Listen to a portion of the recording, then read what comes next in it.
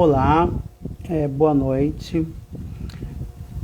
Aqui é o professor Eduardo Paulino, enfermeiro. Vim aqui só para tirar algumas dúvidas, né, que me mandaram aí no direct sobre um assunto muito legal, muito interessante, que acomete muitas das vezes aí 40% das gestantes. E isso é muito legal. Essa dúvida que me mandaram, muitas pessoas me mandaram direct pelo Instagram, para eu poder tá esclarecendo, né, algumas questões norteadoras e pertinentes a qual ficaram com dúvida. Isso é muito satisfatório para mim como professor, como enfermeiro, receber, né, essas mensagens.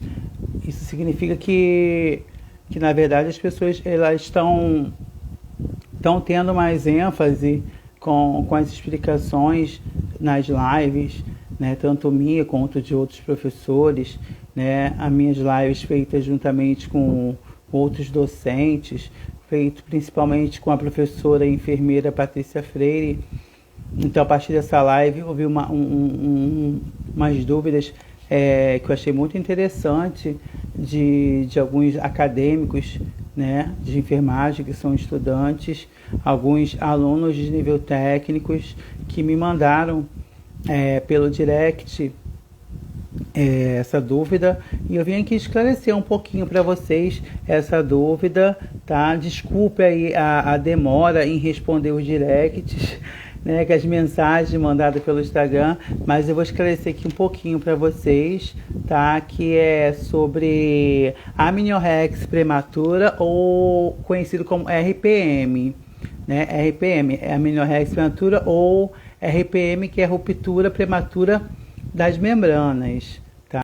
Então a gente pode conhecermos como amenorrex prematura ou RPM, como está lá na literatura obstétrica, que é a ruptura prematura das membranas. A ruptura prematura das membranas, né, que é a amenorrex prematura, é quando o líquido amniótico e suas membranas se rompem antes do início do trabalho de parto ou antes da idade gestacional de 30 semanas.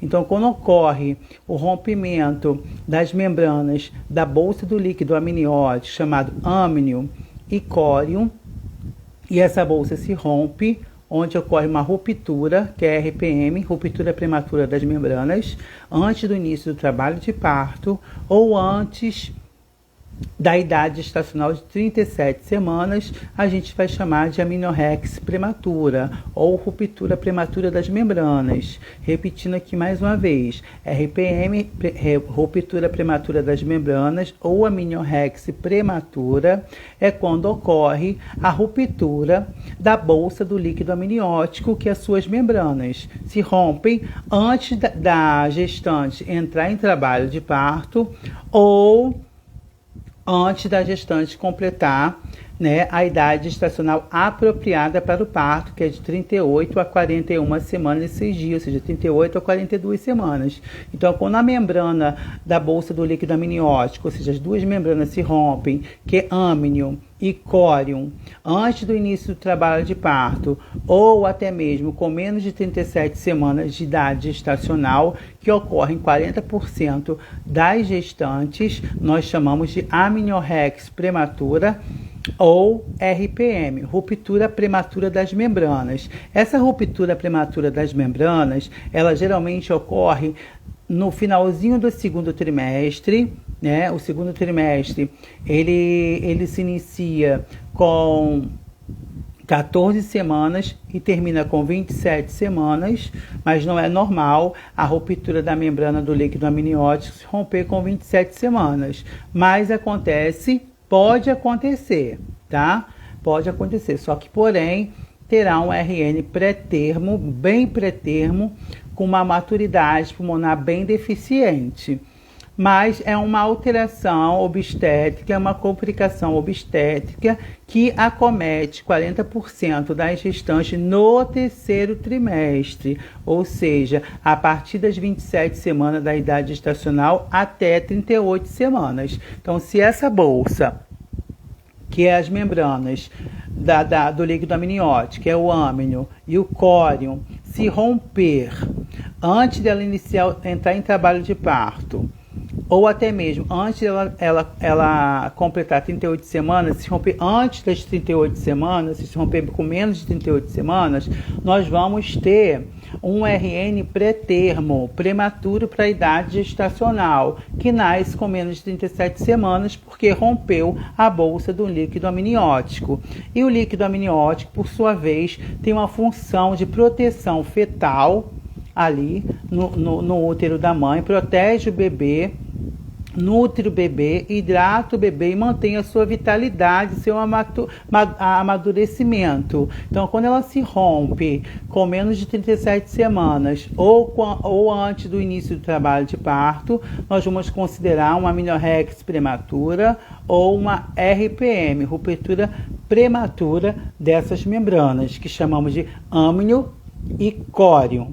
E geralmente, como eu falei, acontece muito em 40% das gestantes, no terceiro trimestre da sua gravidez, que vai variar esse trimestre, que é o último trimestre, entre 27 semanas a 38 semanas, a 41 semanas e 6 dias, perdão, tá? Então, o terceiro trimestre, ele ocorre aí a partir das 27 semanas. Então, quando se rompe essa membrana do líquido amniótico com menos de 37 semanas, ou quando essa gestante não entrou em trabalho de parto, nós vamos dizer que ela tem uma complicação obstétrica chamada RPM, que é ruptura prematura das membranas, que também pode ter outro nome em outra nomenclatura, que é chamada de amniorrex prematura, ruptura das membranas da bolsa do líquido amniótico com menos de 37 semanas, tá? Que ocorre em 40% das gestantes no terceiro trimestre. Quais são as causas mais comuns para que ocorra a RPM, que é a ruptura da prematura da membrana? Quais são as principais causas? ITU, que é a infecção do trato urinário na gestação, que é diagnosticada no primeiro trimestre, tá? Por isso é muito importante os exames laboratoriais no primeiro trimestre e repetir esses exames após a primeira consulta, para a gente estar fazendo uma avaliação, né, da melhora dessa infecção urinária, porque muitas gestantes elas desenvolvem infecção do trato urinário por baixa imunidade. Então isso é comum das gestantes desenvolverem essas infecções do trato urinário. Então, quando essas infecções do trato urinário não são tratadas de forma eficaz no primeiro trimestre, pelo profissional que está ali fazendo o pré-natal de risco habitual, que é o enfermeiro, ou que o médico esteja fazendo esse pré-natal e não percebe, né, a presença de bacteriúria, o aumento de piócitos, né, na urina dessa gestante, a urina de cor amarelo cítrico, turva, né, e as queixas, né, da gestante, que aumento do volume urinário, né, a ardência a urinar, urina de cor muito amarelada, urina muito espumosa, ou tem uma diminuição, ela quer urinar, tem vontade de urinar constantemente, porém o volume da urina é pouca, e nem todas as gestantes apresentam sintomatologia, né, que são as queixas da ITU. Ela só é diagnosticada através de um exame de urina, que é o EAS, elemento anormal sedimentado, ou uma urinocultura. Então, por isso é importante a avaliação da infecção urinária no primeiro trimestre, ser tratada no primeiro trimestre, para que não ocorra uma infecção urinária de repetição, né, por acúmulo de bactéria ali no canal vaginal e na uretra, e com isso pode favorecer essa complicação lá no finalzinho, no início ou no finalzinho do terceiro trimestre, que ocorre em 40% das gestantes, que é a ruptura prematura das membranas, onde a bolsa do líquido amniótico se rompe e ela começa a perder líquido amniótico, tem que ir para a maternidade rapidamente, porque ainda não está na hora do bebê nascer, mas quando a bolsa se rompe, e a literatura diz que ruptura da bolsa do líquido amniótico é uma indicação de trabalho de parto, porém, ainda existe aí uma deficiência da maturidade pulmonar fetal. Então, por isso é importante que toda gestante onde há um rompimento da bolsa do líquido amniótico com menos de 37 semanas, mesmo sem ter um início de metrocístole, que são as contrações, que não vai ocorrer, elas devem procurar e devem ser orientadas pelo profissional a procurar uma maternidade para se internar e ter avaliação. Então, uma das principais causas, né, da ITU, da RPM, que é a ruptura prematura das membranas, é a infecção do trato urinário de forma repetitiva, onde não houve um tratamento, ali se acumulou a bactéria e causou uma infecção urinária ou uma uretrite e levou, né, essa ruptura da membrana. Outra causa muito importante é a corioamnionites, né? Ocorre muito também a corioamnionites, que é a inflamação das membranas córeo e ânio. Então, quando ocorre a presença de streptococcus dentro das membranas da bolsa do líquido amniótico, que é o âmnio e o córeo, a gente chama de corioamnionites. Então, a corioamnionites é uma inflamação também que provoca aí a ruptura prematura dessas membranas, tá? A sepse neonatal pode também provocar uma ruptura prematura das membranas, a sepse neonatal. A apresentação fetal anormal gera também uma ruptura prematura das membranas. Se o bebê tiver uma apresentação podálica, se o feto tiver uma apresentação pélvica, isso pode provocar aí a ruptura prematura dessas membranas. E a última causa, uma das outras causas, é o descolamento prematuro da placenta. Então, nós temos aí várias causas que podem levar a amniorexia prematura, que é conhecida como ruptura prematura das membranas da bolsa do líquido amniótico, repetindo aqui, que é o âmnio e o córeo, onde essas membranas se rompem antes do início do trabalho de parto ou antes das 37 semanas de idade gestacional, onde ocorre em 40% da gestante no terceiro trimestre da sua idade gestacional. E as causas principais, como eu já falei, estou repetindo, é a infecção do trato urinário, que é diagnosticada lá no início do primeiro trimestre, tá? Por isso é importante a solicitação do exame laboratorial, principalmente o EAS, que é pelo exame, elemento anormal sedimentado, que nós vamos avaliar ali a consistência daquela urina, a cor daquela urina, né, os linfócitos presentes, piores presentes, bacteriúria presente. Então, quando a infecção urinária é persistente, não é tratada, ela pode gerar sérias complicações futuras nessa gestação. Por isso, como a professora Patrícia, ela está aqui, ó. Beijo, amiga, professora Patrícia Freire. Boa noite para você também, meu amor. Então, como eu e a professora Patrícia Freire falamos numa live sobre solicitação dos exames laboratoriais, né, na primeira consulta de pré-natal de risco habitual, para estar evitando essas complicações. E eu vim aqui fazer essa live para responder lá as mensagens no meu Instagram que foi solicitada sobre a amniorexia prematura, que é a mesma coisa que a RPM, ruptura prematura das membranas. E aqui eu estou repetindo as causas, né, que é a infecção do trato urinário persistente, que não foi tratada e não foi diagnosticada corretamente lá no primeiro trimestre. Isso acarretou hoje, né, no terceiro trimestre, no início, no finalzinho do terceiro trimestre, com que essas membranas âmnio e cólio se rompam.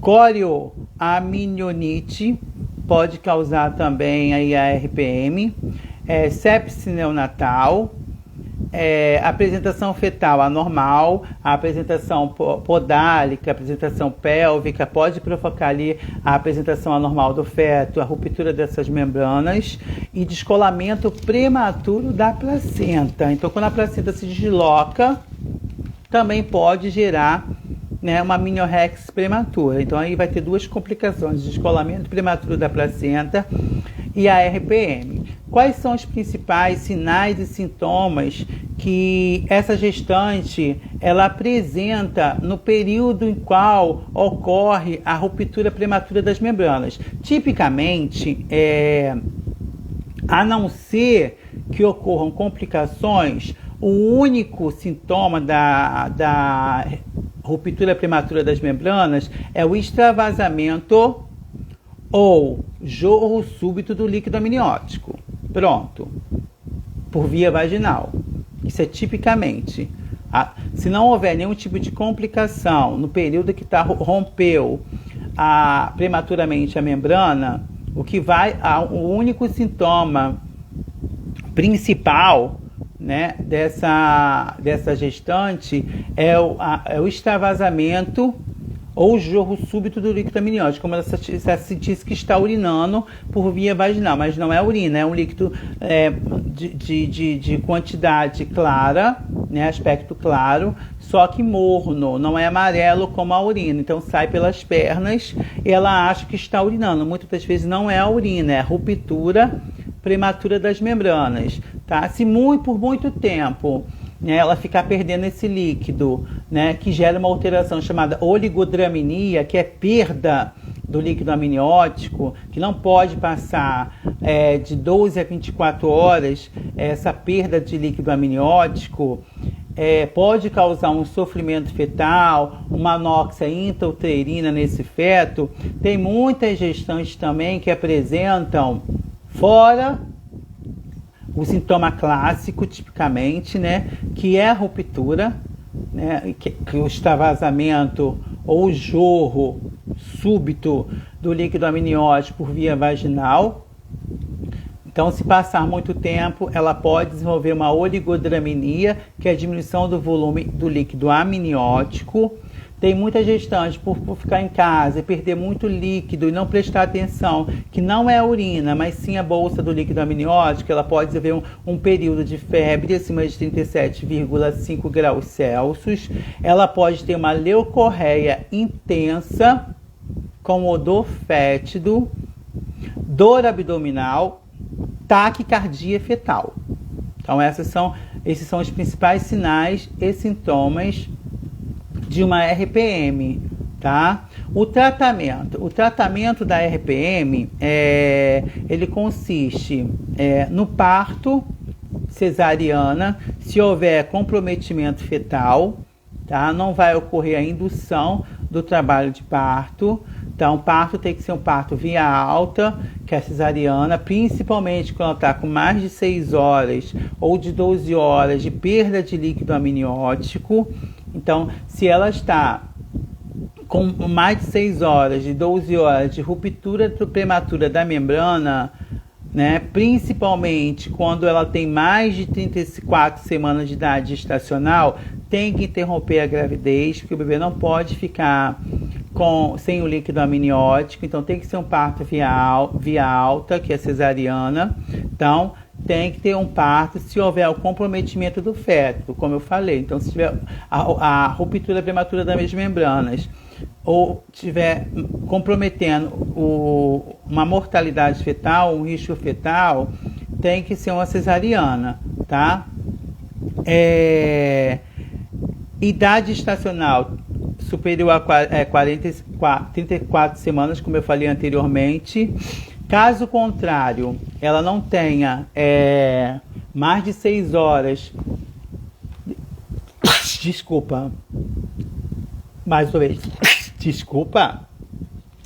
Rompeu a membrana aqui das minhas fossas nasais, né? E me deu vontade de espirrar.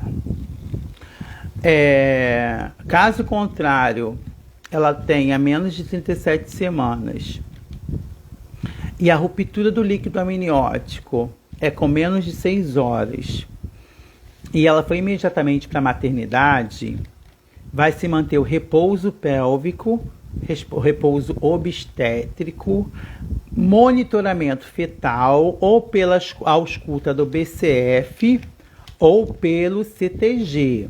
CTG é uma cardiotocografia. A cardiotocografia é um método não invasivo, tá, de avaliação fetal, que consiste na avaliação fetal. Nessa avaliação fetal, vamos avaliar a frequência cardíaca fetal, que é o BCF, os movimentos fetais e as metrosístole, que são contrações, se houver.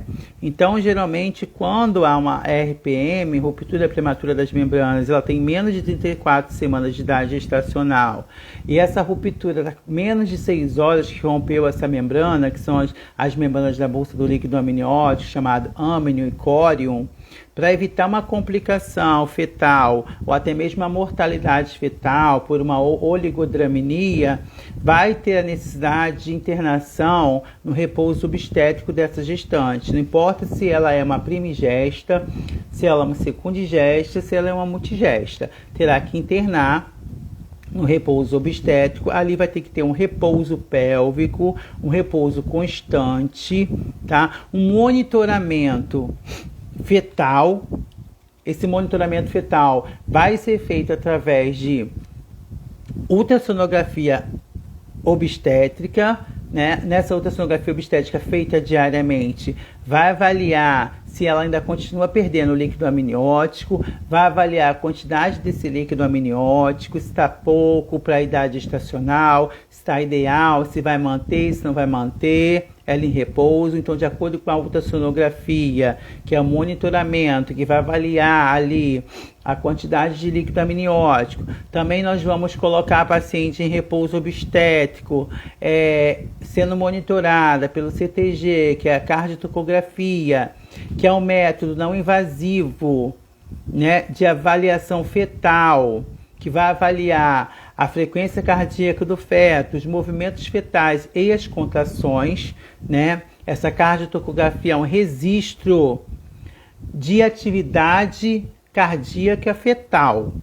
Então, além de ter um monitoramento com ultrassonografias obstétricas e repouso absoluto naquele leito, sendo observada e monitorada pela equipe de enfermagem e todos os seus parâmetros hemodinâmicos, sinais vitais, HGT, exame laboratorial diariamente, vai ser feita também a ultrassonografia obstétrica diariamente. Ela vai ficar mantida na cardiotocografia, que é um registro de atividade cardíaca fetal, tá? Vai ser iniciado ali uma antibiótico-terapia por via endovenosa para prevenir infecção neonatal e esse bebê não desenvolver uma sepse neonatal. Então, é importante o uso de antibiótico-terapia com menos de 34 semanas. Eu estou falando de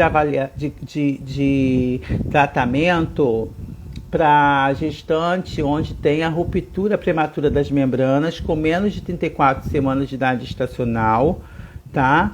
Onde essa ruptura ocorreu em menos de 6 horas. Dá tempo ainda dessa gestante ser internada no centro obstétrico.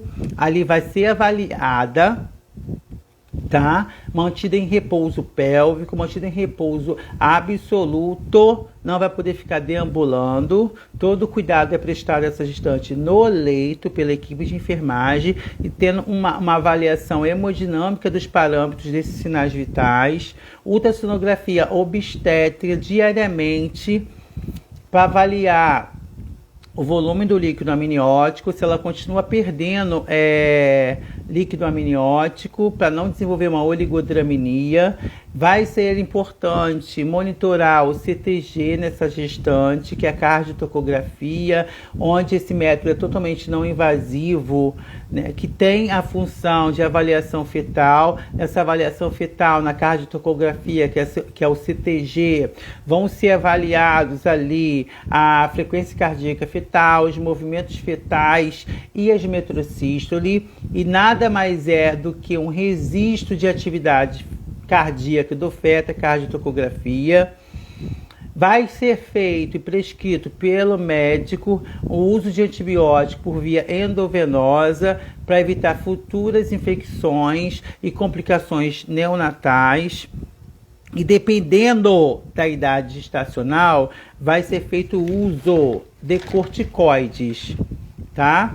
Então, se a idade gestacional tiver abaixo de 35, de 36, vai ser sim, né, o prescrito pelo obstetra o uso de corticoide por via endovenosa. Esse uso de corticoide por via endovenosa vai facilitar o amadurecimento pulmonar do feto, porque caso ela venha entrar em trabalho de parto, caso venha ter a necessidade de realizar um parto cesariana, esse feto não venha ter problemas respiratórios, porque com menos de 36 semanas, 34 semanas, não tem uma maturidade pulmonar fetal o suficiente para que ele venha respirar sem o uso de oxigênio no meio ambiente.